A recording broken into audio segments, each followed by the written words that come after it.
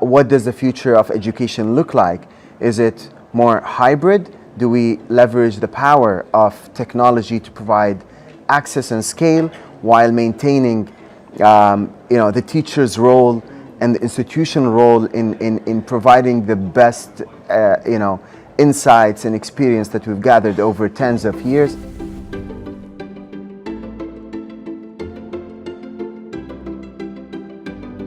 Hello, my name is Maria Spies. I'm the co-CEO of Holland IQ.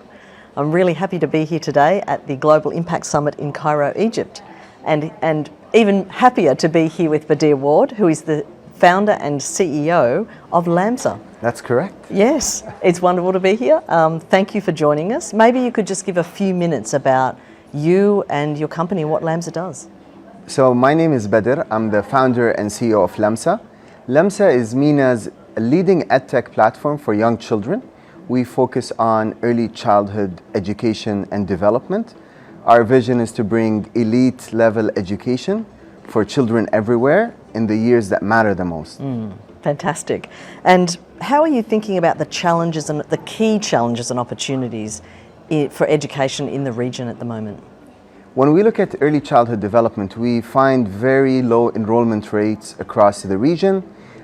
This is due to various factors that we face in our region.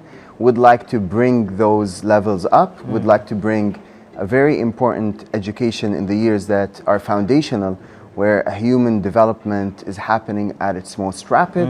So Professor Shankoff in Harvard tells us that 1 million neural connections per second are formed in a child's brain at those early years, forming like a foundation of everything else in life, whether it's future education, success, and well-being.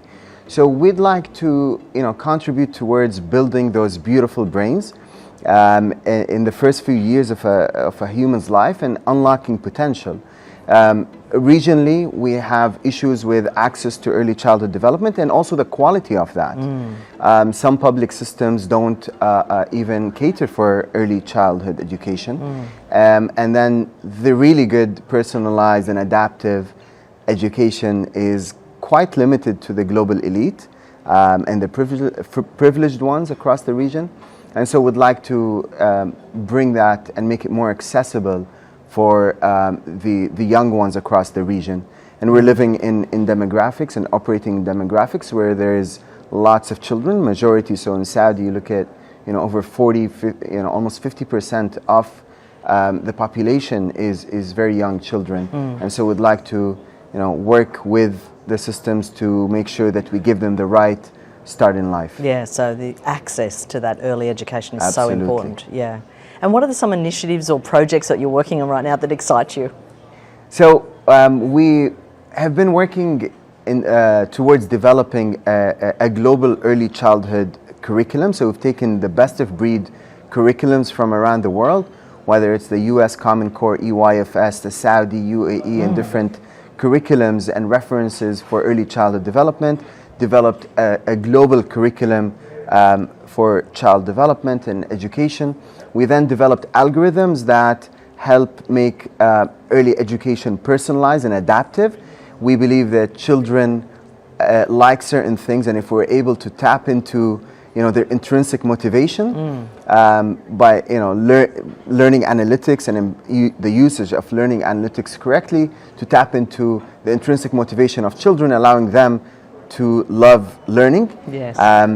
And then delivering that in multiple languages, Arabic, English, and French, to serve the region in a multilingual kind of environment, while allowing caregivers with the right analytics to understand the state of knowledge of their children, that being delivered across to parents, but also working closely with the educational systems, whether it's private and public, towards really bringing that top personalized adaptive education to the hands of every child in this region. Fantastic. And today, later on, we're at the Global Impact Summit in Cairo. So what are some of the topics or themes or trends that you're hoping to hear about or that you want to talk about? I think it's interesting to observe and analyze and see what everyone's doing towards post-COVID usage and adoption and even evolution of of the education systems using technology. Yes. So we look at a few big themes. One is personalization and adaptiveness of the learning itself to cater for individualized learning journeys, and really trying to deliver education to every child in the way that they'd like to learn ideally. Yeah. Second is the importance of data and data analytics to drive decision making. And third, I would say, is what does the future of education look like? Is it more hybrid? Do we leverage the power of technology to provide access and scale while maintaining the teacher's role and the institutional role in providing the best insights and experience that we've gathered over tens of years, trying to combine that together? So it'll be interesting to watch how the future of education evolves starting from here. Yeah, well, certainly they're very big topics. Badr, thank you so much for joining us today. Thank you, Maria. It's so Great. exciting to be here.